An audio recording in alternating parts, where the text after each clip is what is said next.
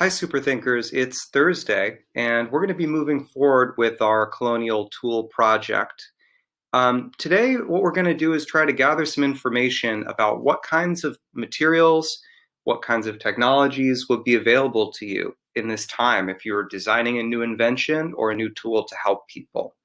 So what we're going to review are like the five main materials. I'm going to give you some resources that you can look at, and then you're going to go on a hunt around your house to try to find what objects could exist using the technologies from that time. All right, so let's get started.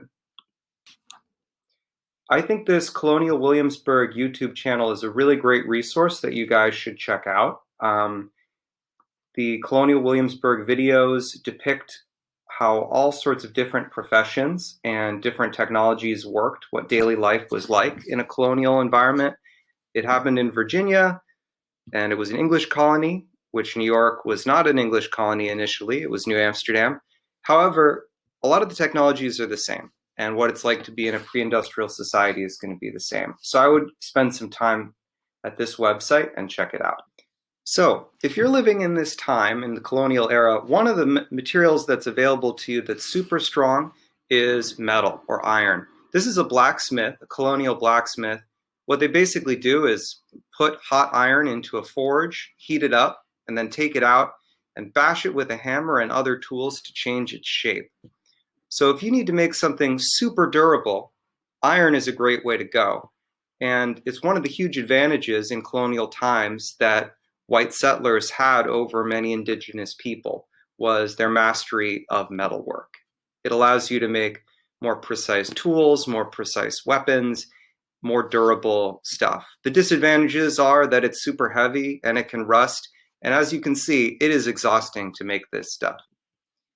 Another huge resource that people had in this time is wood. You have to imagine that you got to America and it's pretty much just huge forests with only a few villages and gardens that Native Americans are growing plants in. So wood was used for all sorts of things. Right here we have wheelwrights, whose job was to make wheels using wood. There are coopers, whose job is to make barrels for storage using wood. There's cabinet makers who are using wood to make furniture. And then there are home builders who'd be using wood to make almost all aspects of the actual houses and structures that people lived in.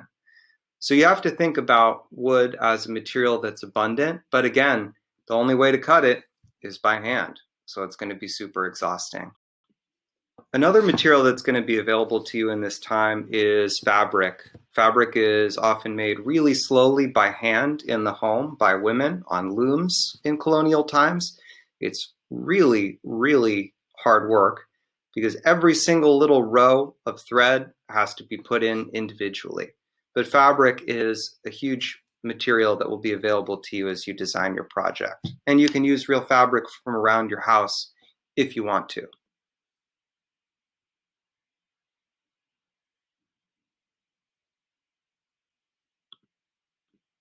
Another resource that's going to be available to you are animals. In this time, before steam power, electric power, anything of that nature, basically the sources of power are human muscle, animal muscle, or maybe a mill powered by water or wind.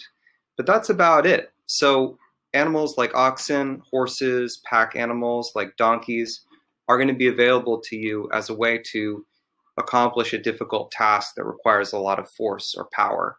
So here they're being used to plow fields. And this is very similar to the type of plow that would be used by colonial people, even though it's happening today in Southeast Asia. So your assignment right now with this new information that you have is to go around your house. I know we're all restricted into our house right now. Try to find 7 items that could definitely exist in pretty much the exact same form in colonial times, that have all the technologies that existed back then. Find 7 items that could exist back then, but you need to change what materials they're made of. No plastic, no electronics, no nothing. And find 7 items that definitely could not exist in colonial times. So to review, you need to find 7 items that could exist in colonial times, 7 that are on the fence. Maybe if you changed them in some way, they could have existed back then. and 7 items that definitely could not have existed in colonial times because the materials like plastic, electricity, or whatever else are not available. Put those into 3 columns and write it down carefully, sort of like a scavenger hunt on a piece of paper. And please turn in that sheet to me by email or Google Classroom.